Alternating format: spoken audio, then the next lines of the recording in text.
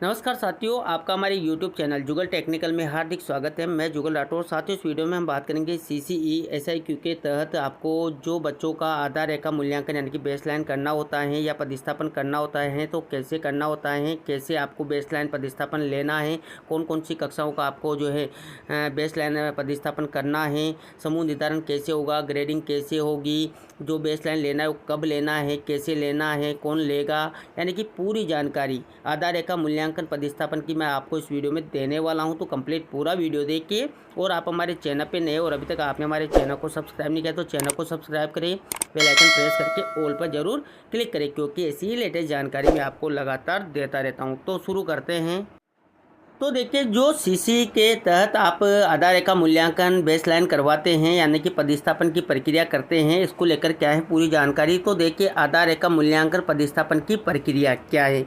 तो देखिए, सत्र आरंभ में यानी कि जो सेशन आपका शुरू होता है, सत्र आरंभ में बच्चों के साथ पूर्व की कक्षा के कार्यों का दौरान कार्य करवाने यानी कि कराने के पश्चात, यानी कि जब बच्चों का सत्र शुरू हो जाता है, बच्चे आपके विद्यालय में आते हैं और जो बच्चे आते हैं उनसे पूर्व की कक्षा के कार्यों का दौरान कार्य आप करवा लेते हैं। उसके पश्चात एक व्यापक कार्यपत्रक, प्रश्न पत्र, प्लेसमेंट टूल द्वारा बच्चों का आकलन किया जाए, यानी कि आपको कार्यपत्रक या प्रश्न पत्र तैयार कर लेना है बेसलाइन के अकॉर्डिंग और उससे आपको आकलन करना है।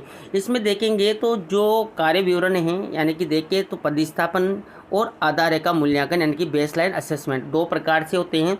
देखिए, पदस्थापन उन बालकों को लिया जाता है विगत कक्षा के सभी विद्यार्थी जो कक्षा 1 से 5 में पढ़ रहे थे, यानी कि जो पिछला साल था और पिछले साल में जितने भी आपके बच्चे थे कक्षा 1 से 5 के, उन सबका आपको पदस्थापन करना है। पदस्थापन आपको कब करना है तो जुलाई, जैसे कि जुलाई माह में ही आपका सत्र शुरू होता है, तो जुलाई में ही आपको सभी बच्चों का पदस्थापन कर लेना है। इसके लिए आप कोई भी एक कार्यपत्रक बना ले या प्रश्न पत्र बना ले और उस प्रश्न पत्र से जो है बच्चों का निर्धारण, आप पदस्थापन का निर्धारण आप कर ले। देखिए, साहित्य स्रोत यहाँ पर बता रहे कि प्रारूपिक परिशिष्ट और उत्तरदायित्व की बात करें तो संबंधित विषयाध्यापक यानी कि जो संबंधित विषयाध्यापक है वो यहाँ पर बच्चों का पदस्थापन करेगा, वही प्रश्न पत्र वगैरह बनाएगा और उससे ही वो बच्चों का पदस्थापन तय करेगा। इसके बाद देखिए, आधार रेखा मूल्यांकन बेसलाइन असेसमेंट किनका लिया जाता है। तो देखिए, आधार रेखा मूल्यांकन बेसलाइन असेसमेंट नवप्रवेशित बालकों का लिया जाता है। नवप्रवेशित विद्यार्थी यानी कि जो आपके पास नए बच्चे आए हैं, जो भी नए बच्चे आए हैं उन सबका आपको नवप्रवेशित विद्यार्थियों का आपको बेसलाइन लेना होता है। जैसे कि मान लीजिए कक्षा 1 में बच्चे आए हैं तो उनका आपको जो है बेसलाइन असेसमेंट ले लेना है। देखिए, संभावित टाइमलाइन की बात करें तो संभावित टाइमलाइन इनके लिए कुछ भी नहीं है, यानी कि बच्चा जब भी प्रवेश लेता है तभी आपको आधार रेखा मूल्यांकन बेसलाइन असेसमेंट तैयार करके उसका ले लेना है और उसका उत्तरदायित्व भी जो है संबंधित कक्षाध्यापक विषयाध्यापक का ही रहेगा, यानी कि जो विषय से रिलेटेड है वो उसका आधार रेखा मूल्यांकन बेसलाइन असेसमेंट करेगा।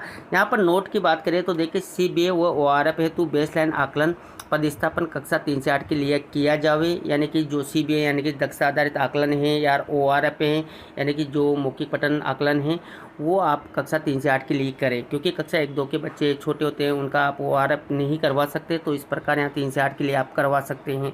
CCA के हेतु बेसलाइन आकलन कक्षा 1 से 5 के लिए किया जाए, यानी कि जो CCA चलता है उसका आकलन, जो बेसलाइन आकलन है वो कक्षा 1 से 5 के लिए आपको करना है। अब देखिए, जब आप आकलन करते हैं तो उसमें समूह निर्धारण भी आपको करना होता है, यानी कि जो असेसमेंट आपने लिया है उसके बेस पे आपको समूह निर्धारण करना होगा सभी बच्चों का। तो देखिए, सत्र के प्रारंभ एवं योगात्मक आकलन के पश्चात, यानी कि सत्र के प्रारंभ जब आप बेसलाइन आधार रेखा मूल्यांकन या पदस्थापन करते हैं और आकलन, योगात्मक आकलन ऐसे 1 ऐसे 2 ऐसे 3 जो ऐसे CC के तहत होते हैं के पश्चात विद्यार्थियों की दक्षताओं के आधार पर समूह निर्धारण किया जाता है जो निम्नानुसार है। यानी कि आप समूह का निर्माण करेंगे तो जो किस प्रकार करेंगे तो देखिए, समूह 1 और समूह 2 इसमें 2 समूह बनाने होते हैं। जो समूह 1 होता है उसमें वे बच्चे जो कक्षा स्तर के अनुरूप दक्षता रखते हैं, यानी कि कक्षा के अनुरूप, यानी कि मान लीजिए कक्षा 5 का बच्चा है और कक्षा 5 के दक्षताओं के अकॉर्डिंग वो उसकी स्थिति है तो वो समूह 1 में रहेगा, और उसकी अगर जो है दक्षता कम है, न्यून है, तो वो समूह 2 में रहेगा। देखिए, समूह 2 में वो बच्चे जो कक्षा स्तर से न्यून दक्षता वाले हैं तो वो इस प्रकार समूह 2 में रहेंगे, यानी कि कक्षा 5 के हैं तो अनुरूप दक्षता के हैं तो कक्षा स्तर के हैं, और न्यून दक्षता के हैं तो कक्षा स्तर से कम हो सकते हैं। अब कक्षा स्तर की बात करें तो देखिए, देखिए कक्षा 5 का बच्चा है तो उसका कक्षा स्तर 4 का भी हो सकता है, 3 का भी हो सकता है, कक्षा 2 का भी हो सकता है और कक्षा 1 का भी हो सकता है। तो जो समूह 2 में बच्चे रहेंगे तो उनके आप कक्षा स्तर भी लिखिए कि कक्षा 3 का स्तर है या कक्षा 4 का स्तर है या कक्षा 2 का स्तर है, उसका स्तर किस स्तर का है। तो इस प्रकार आप समूह निर्धारण कर लेंगे। इसके बाद देखिए शिक्षक बाल केंद्रित शिक्षण कराते हुए गतिविधि आधारित शिक्षण द्वारा समूह 2 के बच्चों के साथ बुनियादी दक्षताओं पर कार्य करते हुए समूह 1 में लाने के अधिकतम प्रयास अभ्यास कार्य कराएं। यानी कि शिक्षक ये ध्यान रखे कि ऐसे जो समूह 2 के बच्चे हैं उनके लिए बाल केंद्रित शिक्षण करवाना है और गतिविधि आधारित शिक्षण कराते हुए उनको समूह 2 से बाहर निकालने का आपको प्रयास करना है, अधिक से अधिक आपको प्रयास करना है। तो ये इस प्रकार हो जाएगा। इसके बाद देखिए ग्रेड निर्धारण के मापक, जो ग्रेड आप देते हैं ABC, देखिए सतत एवं व्यापक आकलन यानी कि CCA मूल्यांकन में बच्चों की शैक्षिक उपलब्धि को 3 ग्रेड्स ABC के द्वारा दर्ज किया जाना है, जिनका विवरण निम्नानुसार है। यानी कि आपको जो CCA के तहत जो आप ग्रेड निर्धारण करते हैं वो 3 ग्रेड होती हैं, A, B और C। तीनों ग्रेड किस प्रकार आपको देनी है तो देखिए पहली ग्रेड है यहाँ पर A का मतलब है स्वतंत्र रूप से कार्य कर पाना या अपेक्षित स्तर की समझ दक्षता होना। यानी कि बच्चा अगर स्वतंत्र रूप से कार्य कर रहा है, बच्चे को आप कुछ भी नहीं बता रहे हैं, बच्चा अपने आप कर रहा है या उसकी जो कक्षा स्तर है उसकी समझ दक्षता उसमें है तो वो बच्चा A ग्रेड का माना जाएगा।